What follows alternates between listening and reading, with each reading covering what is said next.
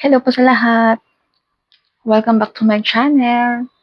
So, sa mga hindi pa nakakakilala sa akin, I'm Giselle, OFW here in Taiwan for almost 11 years. So, ngayon, nag-aalaga ako ng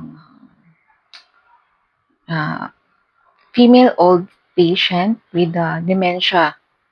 So, may sakit siyang dementia.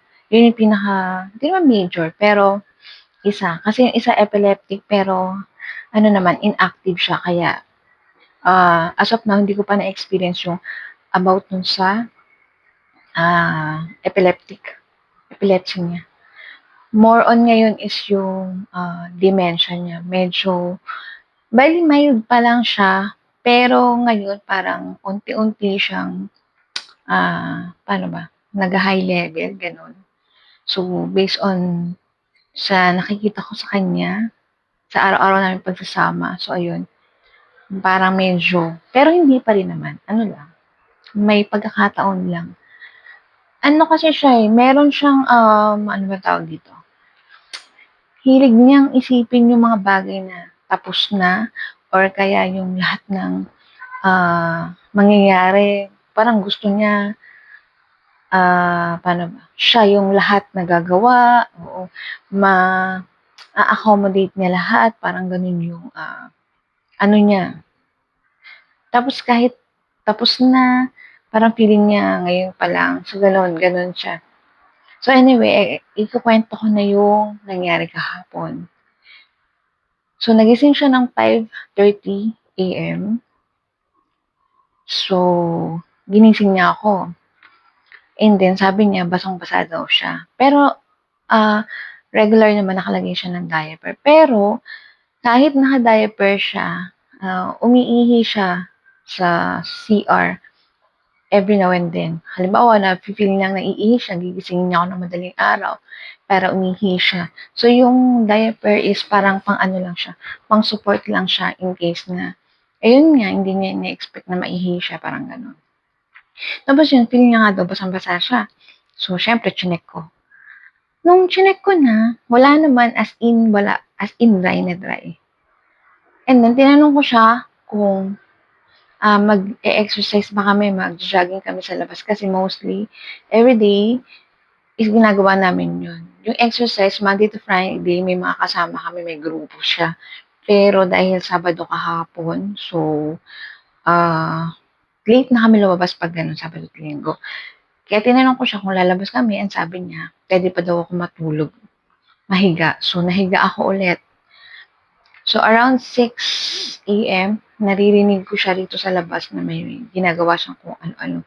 So kaya yun, lumabas ako at tinanong ko siya.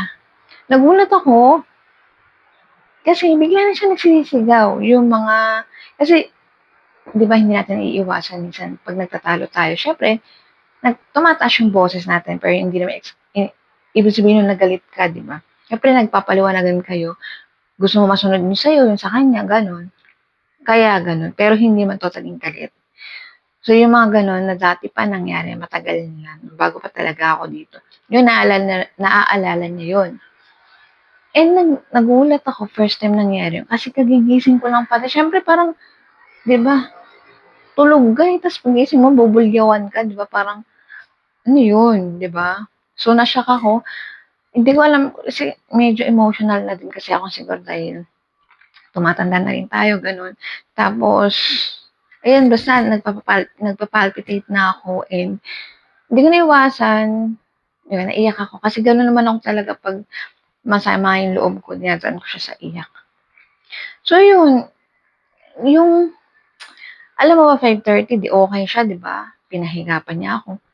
Maya-maya nung lumabas siya siguro nakita niya na hindi maayos yung ano, kasi may pinapaayos siya nung gabi. Ang sabi ko umaga na lang dahil yung kawali, yung luma, basa pa. Itatabi mo basa pa 'di ba, at kailangan tuyo na. Kaya sabi ko kinabukasan na. Siguro nakita niya na gano'n, kaya yun. Pero hindi yun ang sinabi niya sa'kin. Ang sinabi niya iba. Kesyo yun nga, lagi daw akong galit kahit hindi naman. Lagi daw basta gano'n yung mga ano niya, yung hindi naman nangyari nung araw na yun. At wala pa nangyayari dahil 6:00 pa lang. So, kaya yun, ang hirap palang mag-alaga ng may dementia 'no. Kasi first, hindi man first, yung bago dito is meron din. So, halos same sila na gano'n na parang, um, moody nga, gano'n yata talaga may dementia. Yung pagka-moody niya hindi daily, kunyari ngayon maya-maya after 5 minutes is gano'n na, iba na siya, bad mood na, gano'n sila same pareho, kaya yun. So, ang hirap lalo na tulad ko na masyado akong maramdamin, yun yung gusto kong maalis pero nahihirapan ako talaga. So, ayun, sana makayanan ko 'tong job order na 'to. Actually, 6 months pa lang naman ako dito. Sana tumagal ako, matapos ko yung kontrata para kahit papaano, 'di ba?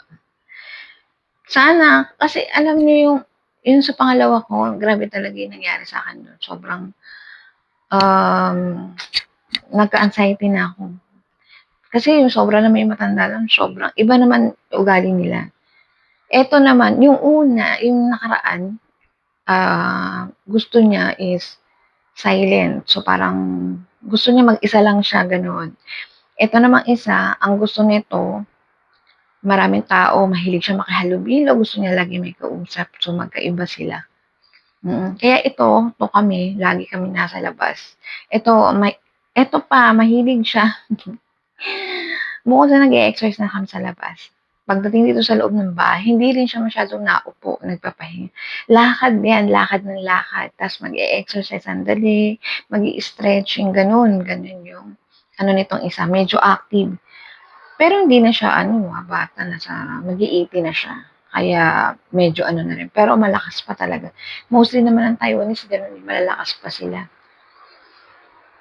Pero ewan ko, sana nga kayanin ko kasi grabe yung iyak ko talaga. Para kasing yun nga na-trauma ako nung nakaraan. So, naalala ko yun.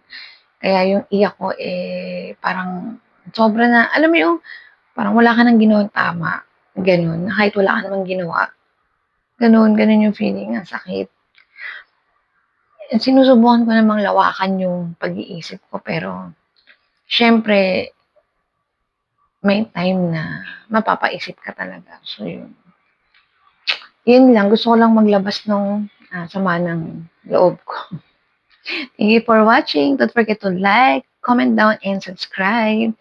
And kung may gusto kayong i-comment or kung may naging alaga kayong ganito, comment down and i-share natin sa iba. So, thank you. Bye-bye.